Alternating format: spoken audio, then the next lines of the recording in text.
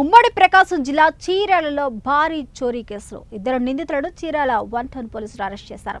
చీరాల నవాబ్పేటలో చెందిన Azad private electrician work చేస్తూ ఉంటాడు.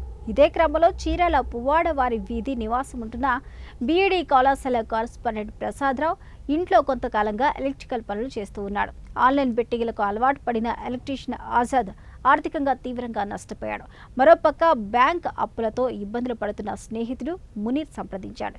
ఇక ఇరువురు పక్క ప్రణాళికతో ఎవరూ లేని సమయం చూసి కరస్పాండెంట్ ప్రసాదరావు ఇంటిని దోచేశారు. సీసీ కెమెరాలు బాధితులు తెలిపిన వివరాల ఆధారంగా మొదటి నుంచి అనుమానిస్తున్న ఆజాద్ను పోలీసులు తమదైన శైలిలో విచారించగా అసలైన నిజాలు బయటకు వచ్చాయి.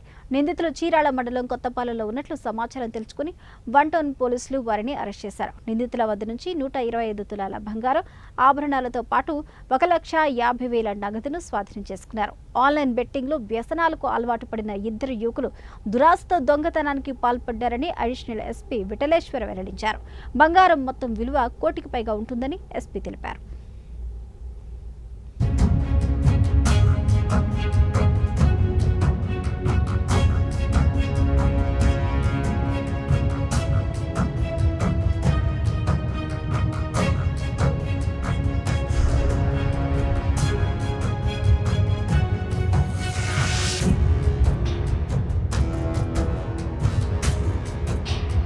డబ్బులు పోయినాయని గ్రహించి ఇమ్మీడియట్గా పోలీస్ స్టేషన్ రావడం జరిగింది.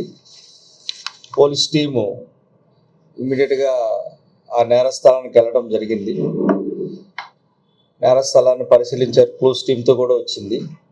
ఈ నేపథ్యంలో టౌన్ ఇన్స్పెక్టర్ గారు సుబ్బారావు గారు, అట్లాగే రాజలక్ష్మి ఉమెన్ఎస్ఐ వాళ్ళ టీం అందరూ వెళ్ళారు. వాళ్ళ డిఎస్పీ గారు మొహిద్దీన్ గారు ఈ విషయం తెలియగానే ఆ టీంను ఫామ్ చేయడం జరిగింది. మన జిల్లా ఎస్పీ తుషార్ డూడి గారు కూడా వెంటనే ఆ ఇన్స్పెక్టర్ని ఆదేశించి ఏ విధంగా అయినా పట్టుకోవాలని చెప్పి ఇన్స్ట్రక్షన్స్ ఇవ్వడం జరిగింది. ఈ నేపథ్యంలో ఇద్దరు ముద్దాయిలను పట్టుకోవడం జరిగింది. మొదటి వాడి పేరు షేక్ ఆజాద్, రెండవది పేరు పఠాన్ మునీర్. వీళ్ళిద్దరూ కూడా నవాబ్పేటకి చెందిన వాళ్ళే.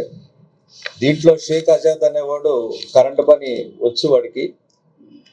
వాస్తవానికి వీళ్ళిద్దరూ ఈ బ్యాంక్ లోన్లు, ఫైనాన్స్ లోన్లు చాలా అప్పులు తీసుకుని 8 లక్షల రూపాయల దాకా అప్పులు పాలైపోయారు.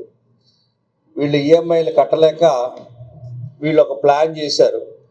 ప్లాన్ చేసిన తర్వాత ఈ ఆజాద్ అనేవాడు ఆల్రెడీ ముందుగానే డిసైడ్ చేశారు, ఈ శివ ఇంట్లో డబ్బులు ఉన్నాయి, వీళ్ళ ఇంట్లో లేనప్పుడు మనం దొంగతనం చేయాలనుకుని, ఇది మొదటి దొంగతనం కాబట్టి వాళ్ళకి ఆ ప్లాన్ వచ్చింది.